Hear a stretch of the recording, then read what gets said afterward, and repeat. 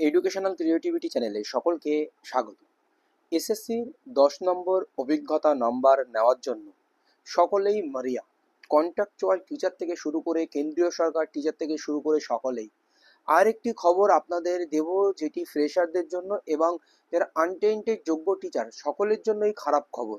সত্যিই খারাপ খবর, দুজন চান্স পেলেও খারাপ খবর। কেন বলবো?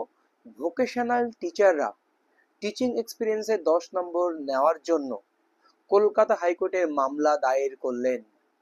তো সেখানে একাধিক হেডমাস্টারকে পার্টি করা হয়েছে, কারণ হেডমাস্টারদেরও কি হাজির হতে হবে, সেরকমই রিট কথা বলছে। এমনকি সাবস্টেন্টিভ পোস্টে তারা চাকরি করছে, সেই কথাও কিন্তু উঠে এসেছে। তো পুরো বিষয়টি আমরা এই ভিডিওতে প্রথম থেকে শেষ পর্যন্ত দেখে নেব। তো দেখুন, এখানে হেডমাস্টারদের পার্টি করা হয়েছে। এখান the chairman, the president West Bengal board of secondary education ছাড়াও আপনারা দেখতে পাচ্ছেন the chairperson of vocational education, skill development and technical, ওনাদের পার্টি করা হয়েছে। এবং যেগুলো দেখতে পাচ্ছেন হাই স্কুলের headmaster, service through the headmaster, Gopalpur high school service through the headmaster, এখানে একাধিক এই হেডমাস্টারদের কিন্তু পার্টি করা হয়েছে। তো কেন তাদেরকে হঠাৎ করে পার্টি করে ডাকা হলো? কি হেডমাস্টাররা সাক্ষী দেবে যে তারা সাবস্ট্যান্টিভ বা প্রকৃত পদে চাকরি করতেন বা অরিজিনাল পদে? সেটাই কি তার জন্য কি পার্টি করা হলো? থেকে যাচ্ছে একাধিক প্রশ্ন। তারা আরো ক্লিয়ারেন্সের জন্য তারা যে চাকরি করতেন সেই পদে, সাবস্ট্যান্টিভ পদে, তার জন্য হেডমাস্টারদের পার্টি করালেন কি? দেখুন, WPA number 24884 of 2025, Kaushik Roy and ors versus the state of West Bengal.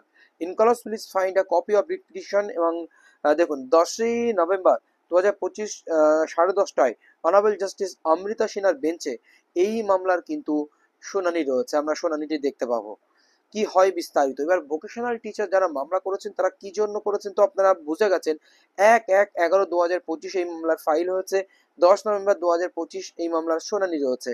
তো কৌশিক রয় অ্যান্ড ওয়ারেস অ্যাডভোকেট বৈভব রয় আপনারা দেখতে পাচ্ছেন বিস্তারিত এখানে। তো আমরা যদি শেষের দিকে চলে আসি তো বুঝে যাব। দেখুন, 13/8/2006 তারা চাকরি পেয়েছে। Government of West Bengal issue GO number এত এত এত, the department of technical education training and skill development, pursuant to which the petitioner were appointed as contractual vocational teacher in various government and government aided school. Contractual vocational teacher হিসেবে তারা বিভিন্ন government বা government aided স্কুলে চাকরি পেয়েছে। 29/5/2025 যে school service commission নবম, দশম, একাদশ, দ্বাদশের যে পরীক্ষা নেওয়ার জন্য গেজেট প্রকাশ করেছে, সেই গেজেট অনুযায়ী তারা পরীক্ষায় অ্যাপিয়ার হয়েছে বা তারা পরীক্ষা দিয়েছে। তাদের post exam period, the respondent commission by the structure of the application and selection process excluded the petitioner from the availing marks under the prior teaching experience despite clear eligibility under the schedule 2 of the rules 2025। যে 2025 যে rules তার schedule 2 অনুযায়ী যে eligibility criteria খুব সুন্দর করে বলা আছে, তারপরেও তারা বাদ দিচ্ছে, কারণ তারা আবেদনের সময় তাদের টিচিং এক্সপিরিয়েন্সের যে বিষয়টি সেটা দিতে পারেনি। এখানে সিনাপসিস স্পষ্ট বোঝা যাচ্ছে যে ডিপ্রাইভিং them of the marks allotted under the head prior teaching experience as prescribed in schedule 2 of West Bengal School Service Commission।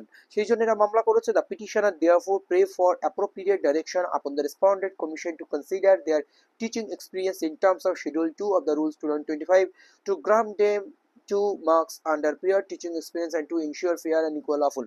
তো এরপরে আমরা যে গুরুত্বপূর্ণ বিষয়গুলো দেখে নেব, যে তারা কোর্টে আমরা দেখতে পাচ্ছি এখন, আজও আমরা দেখলাম বা গতকালও আমরা দেখেছি যে সাবস্টেন্টিভ পোস্ট এর কথা বারবার কমিশনের অ্যাডভোকেট তুলে ধরছেন।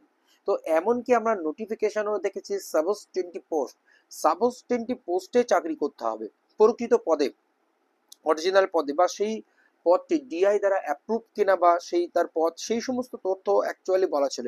তো এখানে যদি আমরা রিড কপির একদম এই পর্যায়ে আসি, তো তাহলে আমরা একটা গুরুত্বপূর্ণ তথ্য আমরা দেখতে পাবো। দেখুন, the petitioner state that petitioner have been working in the government at a government aided school for a considerable period of time imparting vocational education as contractual teacher in substantive and sanction post, যেটি বলা হচ্ছে, যেটা নিয়ে সবচেয়ে সমস্যা, substantive and sanction post কিনা।